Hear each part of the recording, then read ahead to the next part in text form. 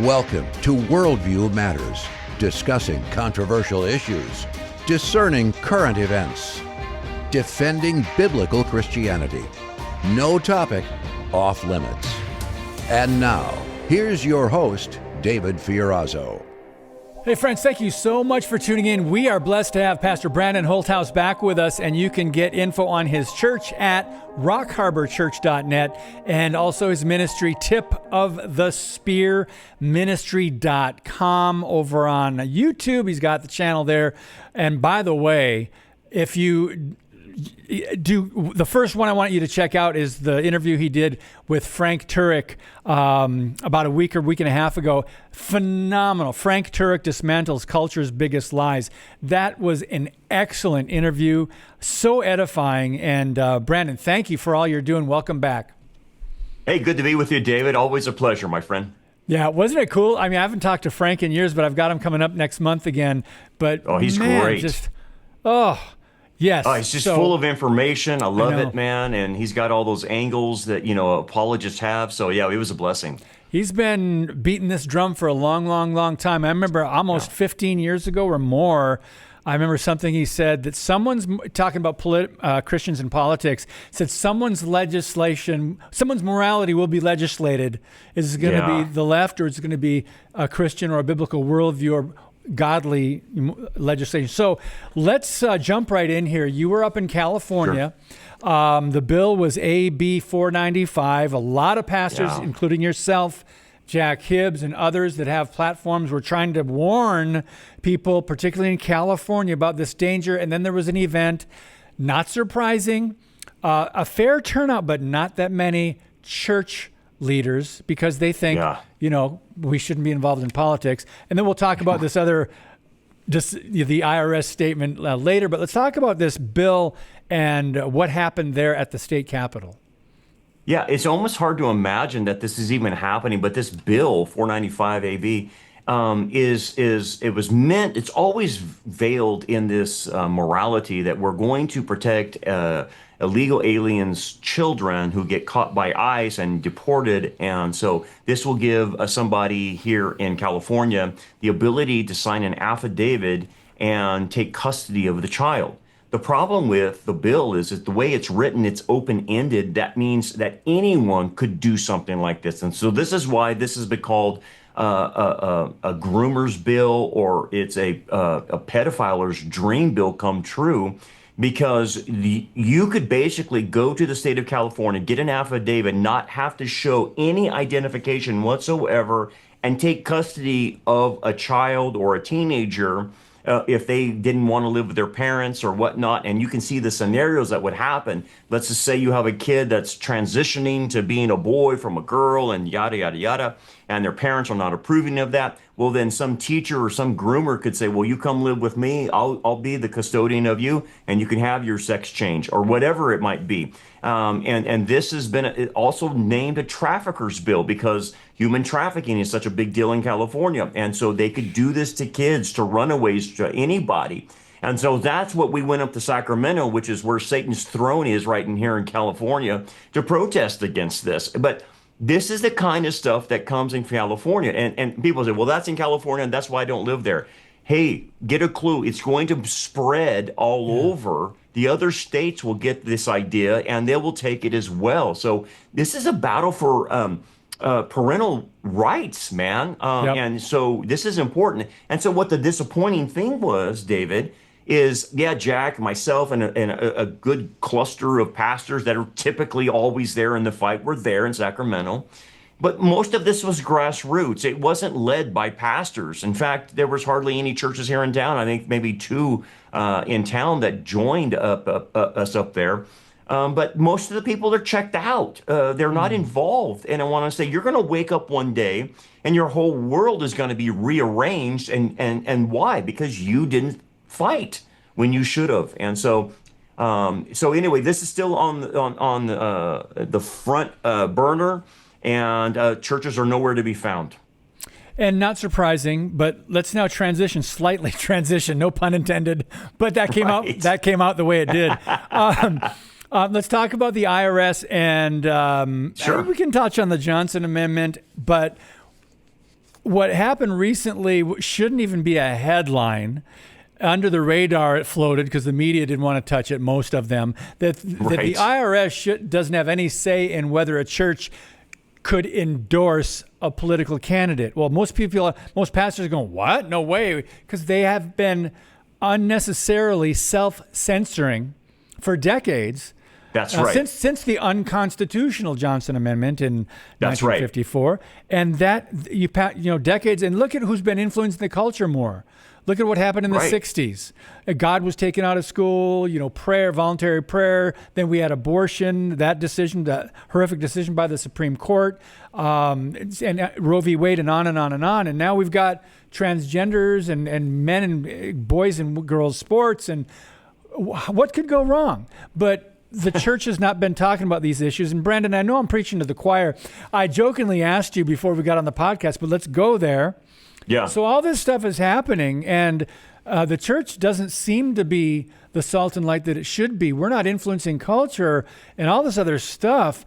I wrote a chapter in my latest book called "What Would Our Great Grandparents Think If They Could Be Here for 24 Hours and See?" They would go, "What do you mean?" Yeah. I mean, just think of all the major issues, and they would be stunned. They would think they're not even on planet Earth. Your thoughts as a pastor, knowing the church's responsibility and how we got to where we are when we're seeing all these ridiculous things and these movements. Yeah.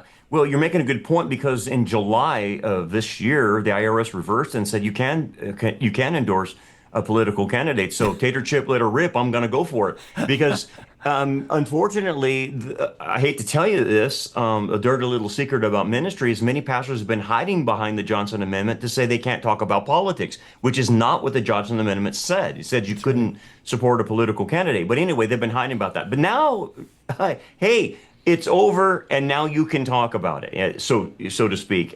Not like you couldn't do before, but you can. And you can endorse a candidate. But will we see that? Absolutely not, because here's what happened, David. This is what led to this. It's the church growth movement. It's a seeker-friendly movement that invaded the church 40, 50 years ago. And the idea that came from Peter Drucker and C. Peter Wagner really was a communistic type of strategy to grow a large church. And it was typically a communist technique of gathering a crowd, pulling out of the crowd a remnant, and doing the power of a short campaign. And so that seeped into the seeker-friendly movement, the church growth movement, and the Rick Warren movement. And churches became more of we don't talk about anything controversial. Everything's a pep talk, to a rally, and we spend 45 minutes in doing music. And by the way, David, that formula works, and it does grow your church, but there's no theology, there's no edification whatsoever. You're just big and you have a lot of money coming in. So I hate to say it, it's all about nickels and noses. Yep. So will the pastors say anything anymore? No, because they don't want to run off people, and they don't want to lose the money that's coming into the coffers to pay for their multi-million-dollar buildings. And so it's going to continue, David, because that's how their game is being played. Yep. Well, first of all, anyone can attract a crowd. And when you talk about building numbers, growing numbers, that doesn't mean you are biblical. That means you just know how to attract a crowd. You can become like the world to attract the world. But first of all, Pastor Brandon, I want people to understand, we haven't talked about this in a while, because I wrote my very first book. I wrote on the compromising Christianity, wrote on all these pastors. Thank you for mentioning Rick Warren. Thank you. Yeah. People don't know the history. Oh, man, he's done so much damage to the church in America. Yeah. But yeah, you're right. We spotted this guy a long time. I used to be a Southern Baptist pastor. We spotted this guy a long time ago in the Southern Baptist. But obviously he went beyond that. And he was teaching people basically a Peter Drucker type of way of preparing. This is why explain what Rick that Warren, is. Yeah, well, the power of a short campaign is what was infused into Rick Warren's ministry. And that's actually communistic in nature. What does that mean? Well, it means that people will only have the attention span for maybe 4 or 5 weeks. And so what you do is you hit them with that message for 4 or 5 weeks, and then you change the message again the next 4 and 5 weeks. And you don't go too deep into it, you keep it shallow. And what you're trying to do is draw out from that crowd followers. Now, this is where 40 days of this, 40 days of that, 40 days of prayer, 40 days of the Daniel diet all came into the package. And Rick just put 40 days of whatever on it. And that 40 that's the power of a short campaign that communists knew. Now, that's different than going through a book of the Bible, exegeting the scripture verse by verse, line upon line. When you do a topical thing, you're going to avoid controversial issues that's going to ruffle feathers, whether that's a discipleship issue or it's a moral issue. So what the communists understood is, look, we don't want to offend anybody morally. And so what we want to do is allow them to keep their morals, but let's hook them with other taglines, that you're the greatest thing since sliced bread, you're wonderful, you're this, you're that. And so that then gets communicated in Christianese of God's got a wonderful plan for your life. You're the greatest thing. You don't need to change. You need to stay the way you are and just love yourself and accept yourself. And that's what came out in the messaging. And that became the hook. Rather than convicting someone of, hey, you know what? You need to step your game up in discipleship. Or, hey, this is going on about prophecy right in your face about a digital currency. Yeah. Those things were completely off the table in that movement. And that's what Rick pushed. And it worked. And that's why all these churches followed that model. And that's what they're doing today. Yeah. David, it destroyed everything. Yeah, I wrote a huge section on the emergent church at that time. Mm-hmm. This was like, I mean, in the 80s and 90s, 10 years ago, when I wrote 15 years ago, whatever it was. But I want to mention the corporate model that the seeker-sensitive church took on. And I'm glad we're going down this. We didn't plan on talking about all this. That's all right. I'm glad we are, because we're talking about building big churches, but friends, we've got to get this out of our heads. Just because a church is big doesn't mean it's doing God's work in God's way and it is biblical. We have to understand that. Anyone can put on a show and be entertaining and have a big church. But I want to mention Bill Hybels, Robert Schuller, some of these other guys, big hitters in this movement. So the church, this affects why the church took on more of a corporate identity rather than a ministry. They became like corporations. And then, of course, you don't want to touch on anything controversial, right? And That's right. It's no wonder. Any other thoughts on that, Brandon? Absolutely. So then what they did, instead of Sunday mornings or even Wednesday nights or whenever you would have church service, instead of it being for the edification of the saints, what they did is they flipped it on the head and made it an evangelism outreach. And again, let me put the evangelism in air quotes, because evangelism for them is it's not getting them saved. It's people in the seats and money coming into the coffers. That's what evangelism for them is. But here's the thing. So instead of edifying the saints on Sunday morning and giving, deep theological understanding and application for believers to mature, it became a show. And the term is worshiptainment. And so you go on Sunday morning and they're playing secular music. They have an Elvis impersonator. Some of these churches, it has turned into just absolutely a Las Vegas show. And live animals at Christmas and all kinds of crazy stuff like that. Pastors on trapeze, all kinds of weird stuff. And it's all turned into entertainment. Yeah. And they're doing Michael Jackson's Thriller, those kinds of playing Highway to Hell of Ozzy Osbourne or whatever it needed to do to attract people. But what they were doing is turning that whole model of discipling the saints or equipping the saints and saying that, no, we're reaching out to people. And what it really turned into is just entertainment. That's all it was. Yeah. Most of our audience understands perfectly worshiptainment when you say that, because of this rock concert look and appeal to something that's supposed to draw us to the throne of God and prepare our hearts to come before Him, and then to hear the hopefully God's word preached. It's been flipped on its head and turned into something it was never meant to be. That's right. I always ask, when I hear these modern concepts like some of these churches are doing, I always go, can you please give me the book, chapter, and verse on what would support what you're doing, playing whatever, secular music, to draw in people. But so my follow-up question, Brandon, and I'll toss it over to you. So what happens then when you draw people in, when you are sensitive about what you say, you draw people in, attract a crowd, you got them in your seats, maybe they'll come on a Sunday morning, then what are you going to do? You can't preach the whole counsel of God. Go ahead. No, you can't. You're actually very limited because however you attracted them is how you're going to keep them. So if you go into controversial issues, or you talk about Israel, or you talk about, hey, just basic discipleship, you're going to start offending them. And so they have to stay at this milk level. This is why a guy like Stephen Furtick at Elevation Church, same mentality, says, if you're saved, this church is not for you. He actually said that. And so it becomes a 15-minute pep talk, David, and you're great.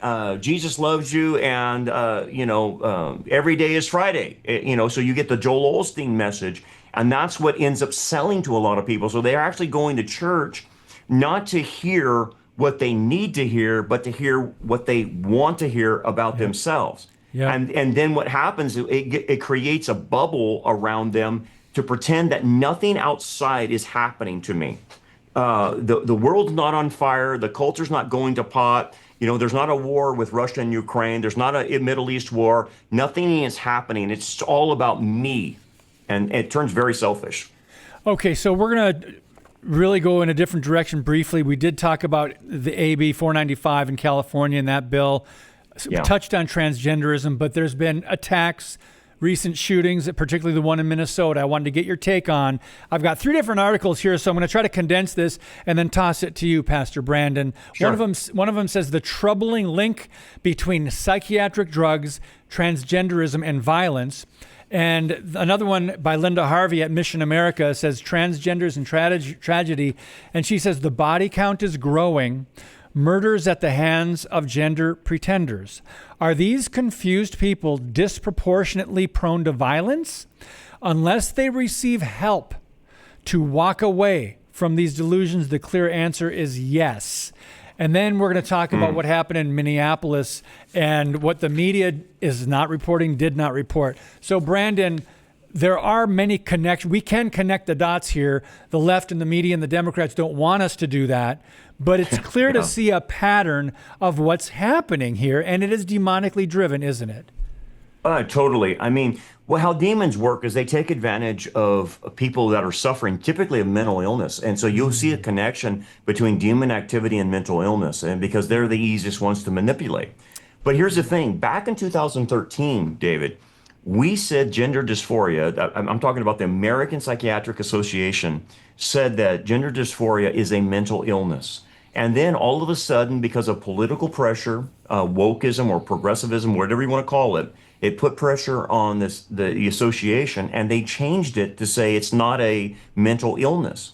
Well, I'm sorry, you can say the voices in my head are not schizophrenic or whatever, but that doesn't change the fact that it's still a mental illness. So now what we have done is embrace mental illness, encourage mental illness, and it doesn't shock me then that the mental illness then will drive them to hostility.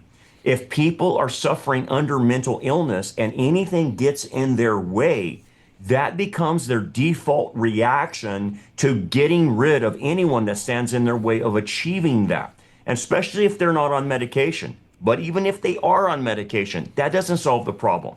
Because if you're now transitioning and you're on hormone blockers or whatever they're giving you, testosterone, your chemistry is going to get so fouled up that you will react in negative ways and hostile ways to where you think that killing is an option. So that's the problem behind it. We're embracing mental illness. Yeah, and it does lead to violence because they don't see any other way out. And it's almost like they want to commit suicide, but they want to take other people out. They're so angry. This guy, Robert Westman in Minneapolis. By the way, friends, I'm reading from Libs of TikTok. It says there is an epidemic of trans violence in America. This guy admitted, he said, I wanted to be a girl. I don't feel like a girl, but if I go back now, he said that I would have to admit failure. Now, I'm paraphrasing one of the quotes. If you just read his manifesto, and then you look at some of the things he put on, he talked about his radical LGBTQ affiliation, his goals to target Christians, his desire to kill President Trump. He's anti-Semitic. I mean, what else, Pastor Brandon? The media don't jump on that angle. They'll just protect his pronouns. Go ahead. Well, it's a typical communistic Marxist reversal of the perpetrator, and the perpetrator becomes the victim all of a sudden. That's right. And, so they always change it over. And so you and I, the Christian, become the perpetrator because of all the violence that we've committed through our voices and what we say, and that we're anti-trans, and that's what causes them to react like this. So all of a sudden, you and I become the perpetrator, and the shooter is the victim. Classic Marxist move, right? But anyway, what is it? Think about this. Why do they want to go after Christians? Because the last few shootings have all been after Christians. Why are they not going after Muslims or Buddhists or New Agers or Hindus or anything? Good Why question. Christians?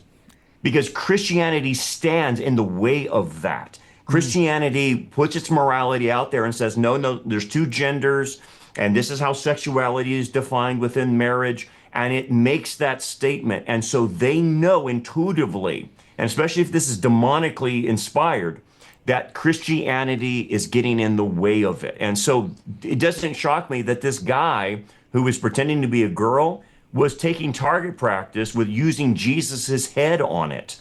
And even the last one that did this before, what did they do? They shot up a Christian school. Yeah. So they go after Christians. Yes, Libs of TikTok, totally right. There is an epidemic, but they won't talk about that Christians are on the other end of being the victims in all of this. That's right. Friends, it is okay to connect the dots if you're telling the truth. And just That's right. It's by observing the facts and what's coming out, because the media won't do it. Some of the leaders, the mayor in Minnesota? Anyway, Brandon, there's so much else, but we only have 5 minutes left. Yeah, so okay. What do you think about these? Some people actually had the audacity to criticize those who would pray for the for the families or for any tragedy. Just your thoughts on that as a pastor.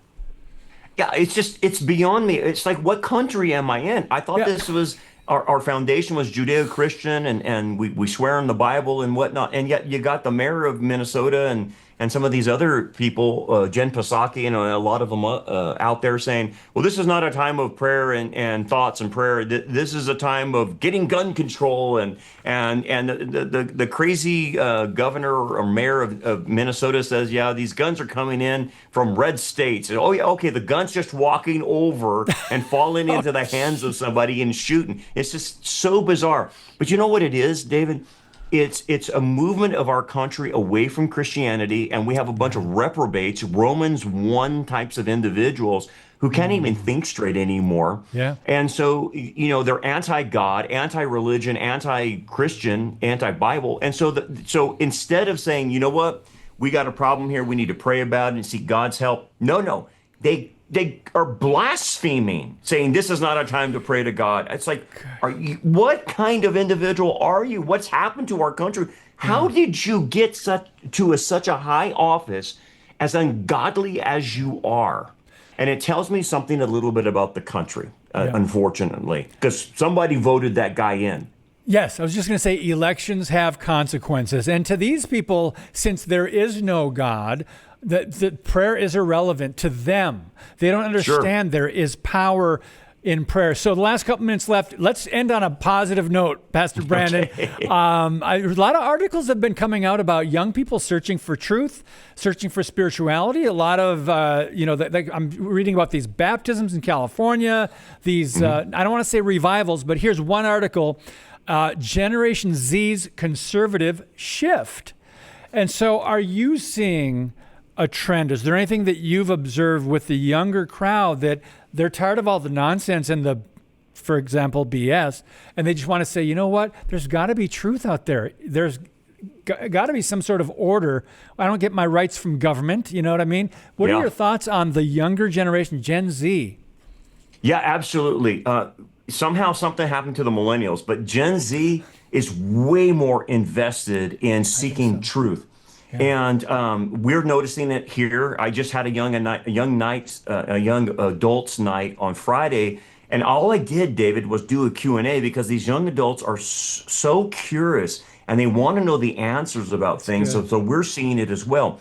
But here's the other thing is they're drifting away from Protestantism and they're going into more traditional Catholicism and liturgical types of churches. And I think there's a reason behind that.